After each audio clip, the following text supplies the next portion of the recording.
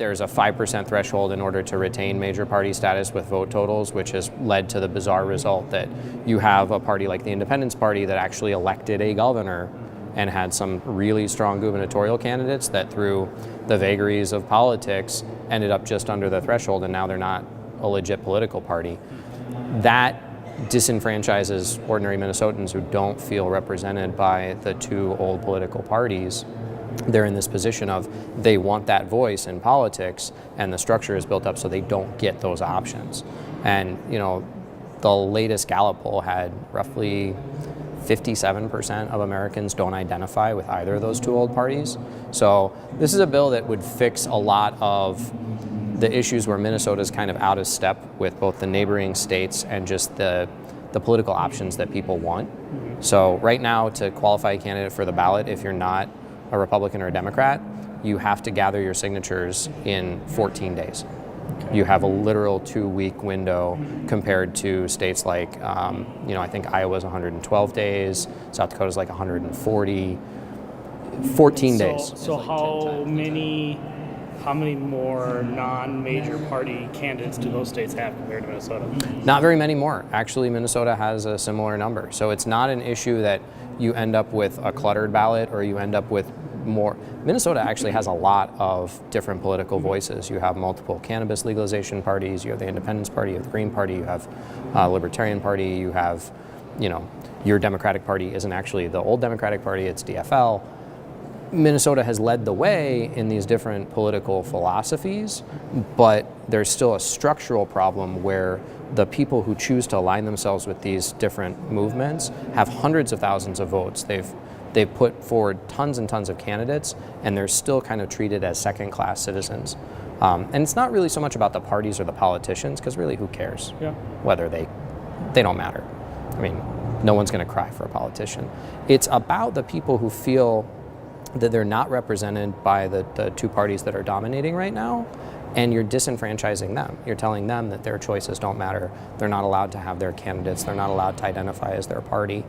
And what I've seen around the country in other states is when these sort of barriers are reduced, it actually doesn't hurt the dominant parties in the way you would think it would, because then people feel as though they're heard, and they're more respectful of whatever the result of the election was.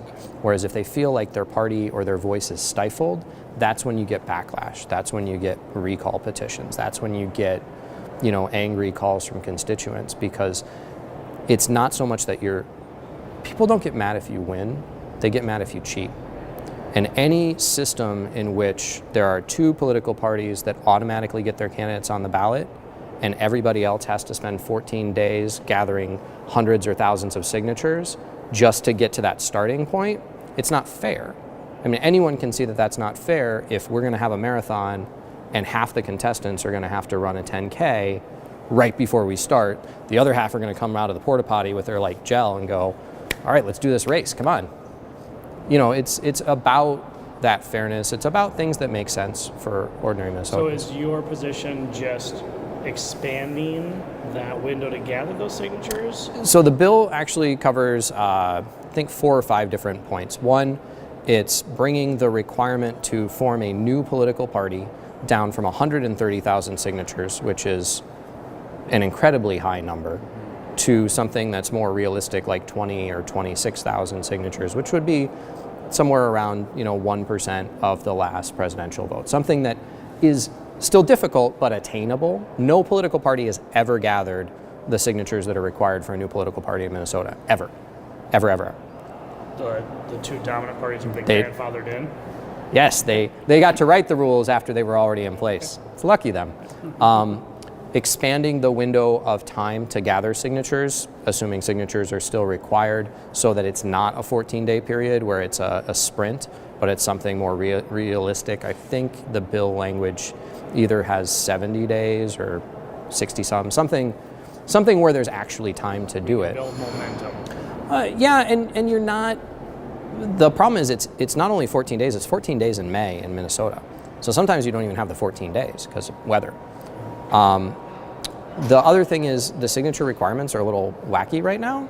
So it's the same number of signatures required to run for Senate. Every Senate district is broken into 2 House districts.